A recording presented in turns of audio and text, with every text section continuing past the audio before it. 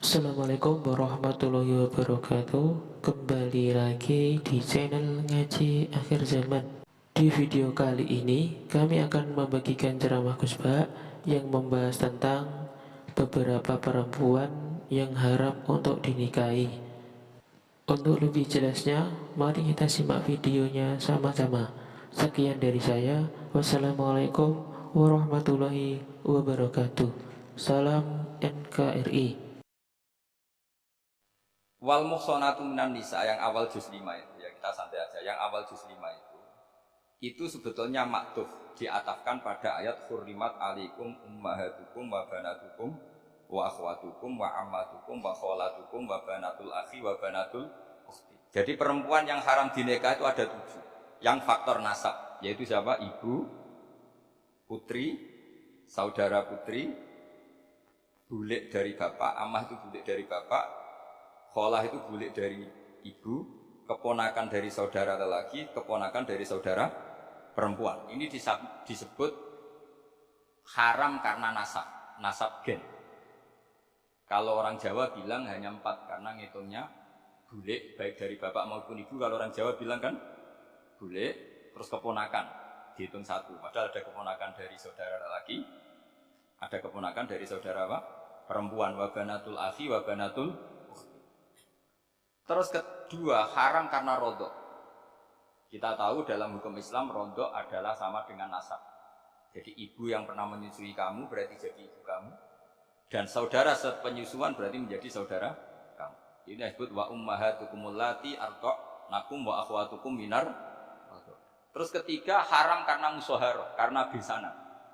Jadi pagi ini misalnya saya nikah dengan Sri, bilang qabiltu nikaha wa taswijaha bil marhum makur. Setelah nikah dengan Sri ini otomatis ibunya dia menjadi mertua. Otomatis haram saya apa? Nikah. Ini namanya haram karena musuh. Atau kamu punya anak Zaid. Zaid pagi ini akad dengan Sri. Berarti Sri adalah menantu Anda. Otomatis haram bagi Anda. Itu namanya haram karena musuh haram. Karena bisanan. Itu yang disebut waroba apa haram-haram itu kan saat terus itu wa ummahatun nisaikum. Apa ibu dari istri-istri kamu. Memang ini agak jelimet, tapi memang syaratnya mufassir harus biasa jelimet. Jangan hanya nyari partai ayat-ayat untuk kepentingan partai. Wah itu ngeri. Kacau Quran dipakai kampanye. Terus itu berarti sudah 3 kan? Haram karena nasab, karena rodok, haram karena musuh. Terus yang keempat ini haram yang bukan karena sebab pada seorang perempuan, tapi karena istri orang. Disebut wal muhsanatu minan nisa. Haram menikahi perempuan yang masih milik orang lain. Nah, orang lain yang menikahi ini, istilahnya Allah adalah lelaki yang menikahi perempuan ini adalah lelaki sing muhsinina ghairu musafihin, secara nikah yang sah. Nah, nikah yang sah itu begini dalam hukum fikih Islam. Saya nikah dengan Sri, kalau hanya akad, itu saya wajib bayar mahar hanya separuh. Jadi kalau saya janji bayar 1 miliar, berarti wajib bayar berapa? 500 juta. Kalau janjinya 100 juta, hanya bayar 50 juta. Itu yang wajib bil akdi. Nanti wajib sepenuhnya nunggu bil jima. Kalau sudah hubungan intim, baru wajib 100%. Jadi kalau ada di Jawa, nikah dengan seperangkat alat sholat, itu yang atasannya tok, itu wajib karena akad. Nanti bawaannya nunggu setelah hubungan apa? Intim. Ini hukum Quran, bukan hukum saya. Makanya kan wa in talaqtumuhunna min qabli an tamassuhunna, terus panis huma faradtum. Hanya wajib bayar setengah. Nah, perempuan yang sudah diajak hubungan intim itu kata Allah fa'atuhunna ujurahun, maka wajib kamu bayar Jadi ayat itu tuh tentang perempuan yang sudah dinikah, kita harus bayar berapa? Harus bayar berapa?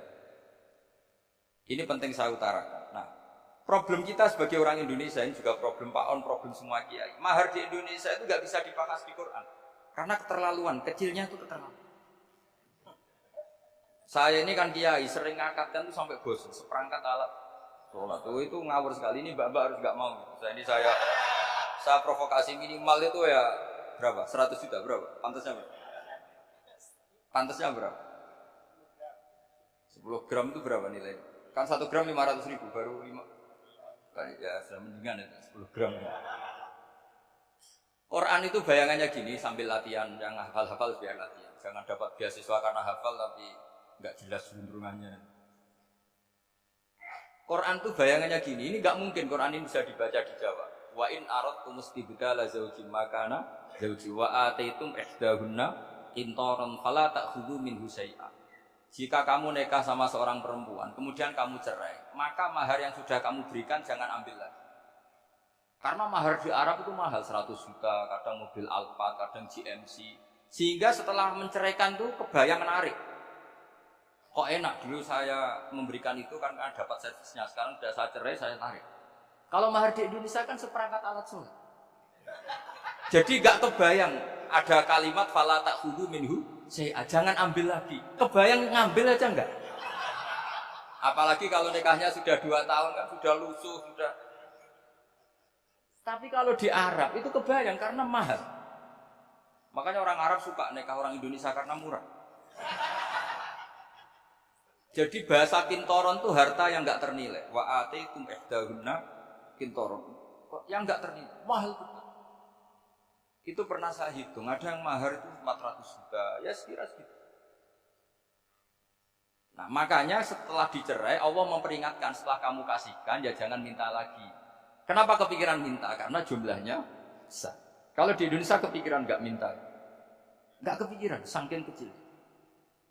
Seperangkat alat sholat, kadang 1 juta. 1 juta itu setelah hubungan intim, sebelumnya yang wajib hanya 500. Itu kan nggak kebayang. Makanya susah ngartikan Quran di Indonesia, kadang susah karena kadang terlalu. Itu pernah Sayyidina Umar radhiyallahu anhu pernah bilang begini, wahai para perempuan, mahar itu jangan mahal-mahal, kasihan para lelaki. Itu ada perempuan alimah, ya orangnya alim betul, meskipun nggak pernah sekolah di UI tapi alim. Itu usul langsung gini, ya Amirul Mukminin, laisa dzalika laka ya Amirul Mukminin, waqad qala ta'ala wa atiitum ihdahunna qintaran. Kamu hanya seorang Amirul Mukminin, tidak berhak bikin aturan pembatasan mahar. Allah saja tidak batasi, kenapa kamu batasi? Sehingga dulu yang namanya nikahnya Sulaiman Agung atau Jamaluddin siapa Ratu Agung, kalau hadiah sampai tas mahal itu. Ini kan dari bahasa Arab mumtaz mahal. Mumtaz itu istimewa, mahal itu dia punya istri yang sangat dicintai, dikasih hadiah mumtaz mahal. Terus ilat Jawa jadi apa? Tas mahal. Itu sama Mujid Ulil Albab kalah. Itu kalau cerai kan kepikiran minta lagi. Dikasihkan yang baru. Tapi kalau di Indonesia tidak mungkin karena apa tadi? Seperangkat alat sholat. Begitu nyari yang murah lagi. Yang bagus pitanya, bungkusnya bagus.